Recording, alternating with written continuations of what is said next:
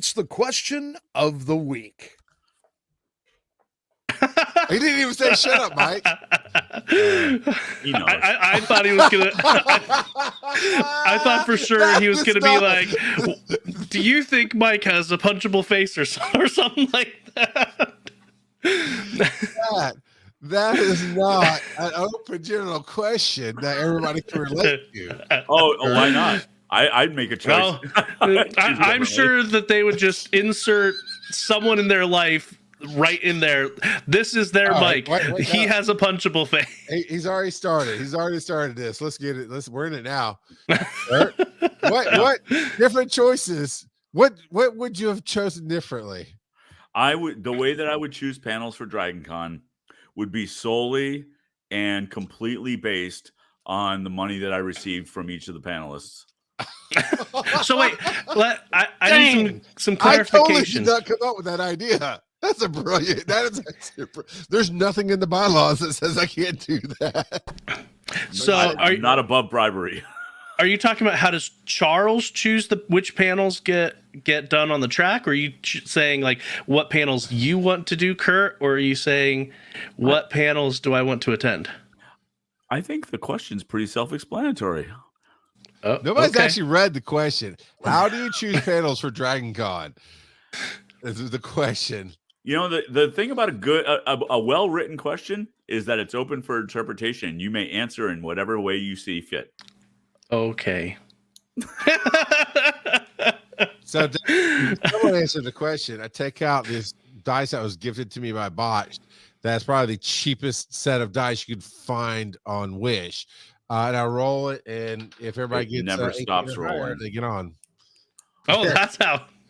Yeah. So we had like 5,000 panels, and I rolled for 60 of them. And those who got 18s got in. Those who got 17 or less, they died. Well, then. But next year, 2025, Kurt, we're gonna Kurt this thing up.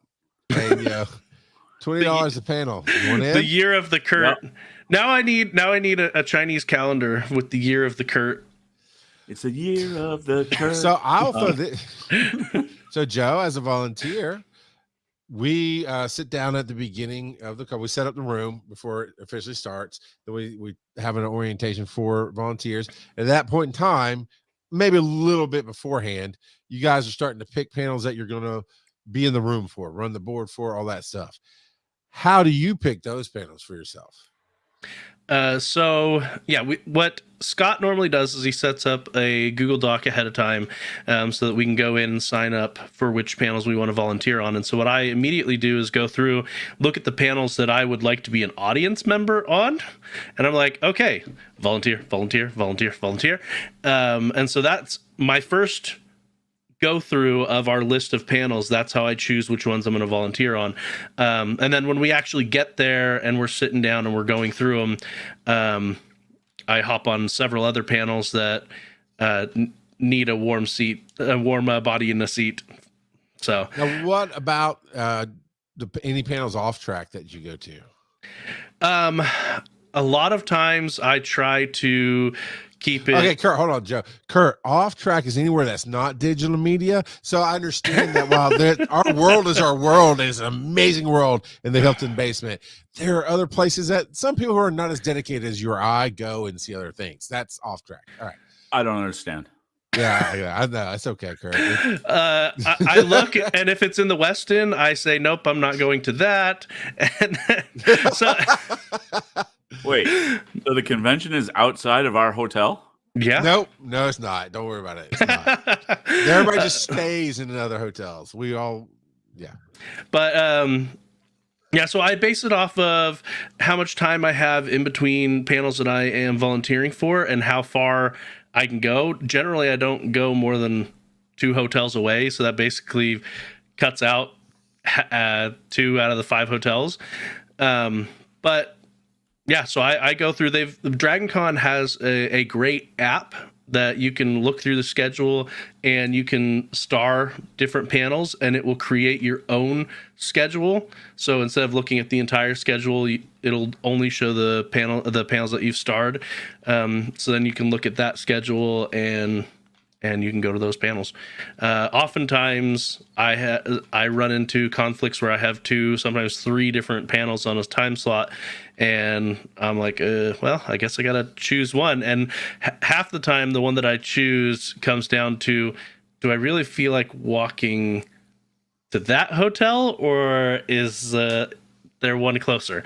And so I've been going to a lot more stuff in the Hilton, since that's where we're at, that normally I wouldn't have gone to, but I found quite interesting.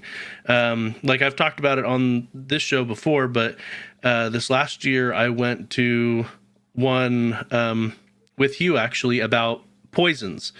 And they talked about some historical facts with various poisons, and poisons that became like medicines and things like that, depending on how you use them. And so, yeah, I just, whatever sounds interesting, I star it, and then I figure out the conflicts later. Now, Kurt, for you, how do you decide what panels to submit or volunteer to be a panelist for? Well, I'm a little weird in that I generally don't volunteer to be a panelist. Because it feels too self-serving for me. Okay. That's just the way I operate. So there's that. But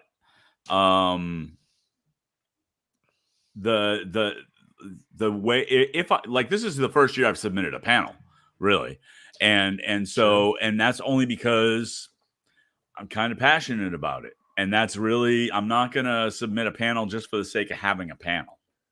It just, that this doesn't sit well for me.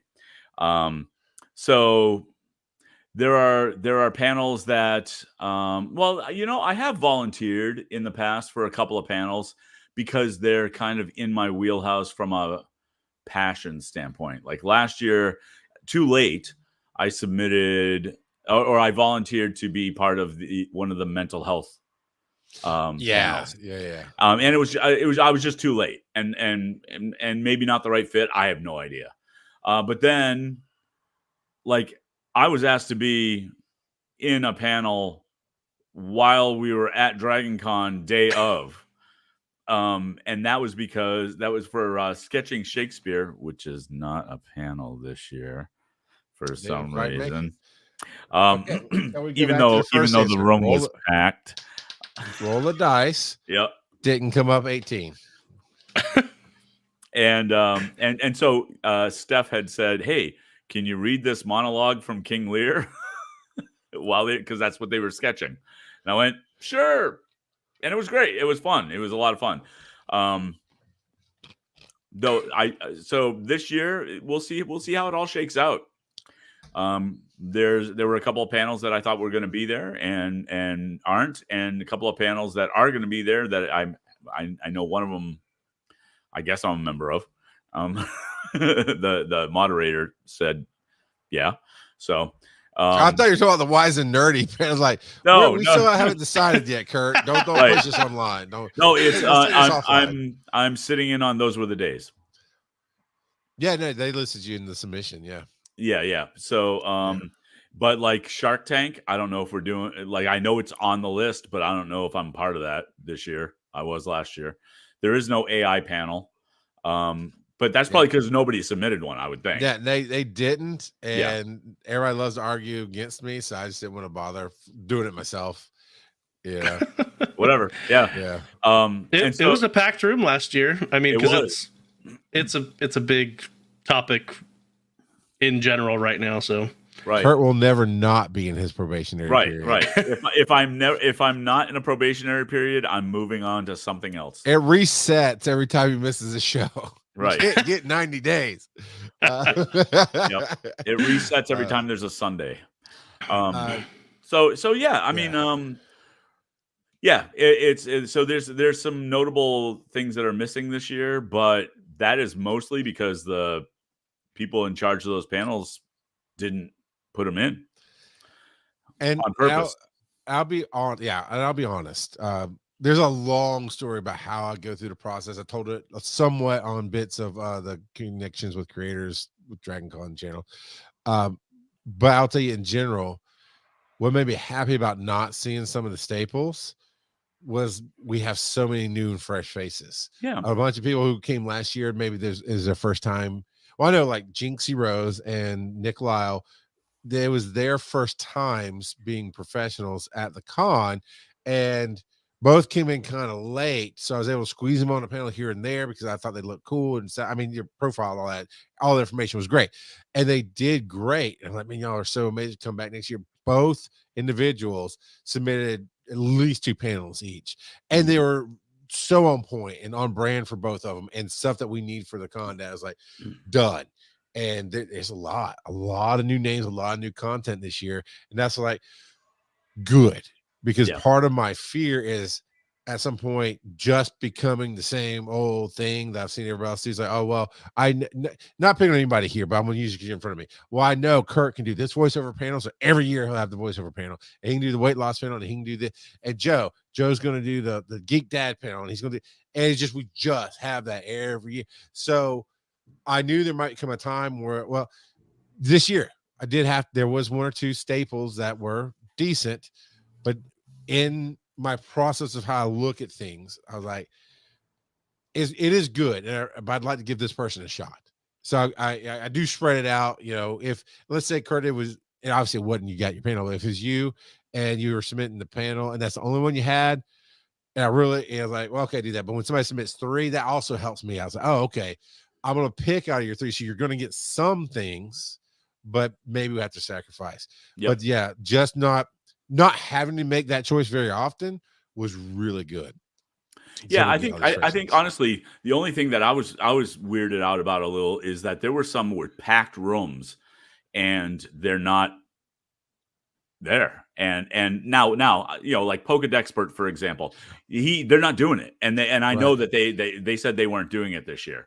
So I wasn't sure on that one, to be honest, because we had talked here at the house about, look, actually at the con as well. It's like, man, we turned so many people away, we blocked it out. I said my difficulty is that you can either have internet.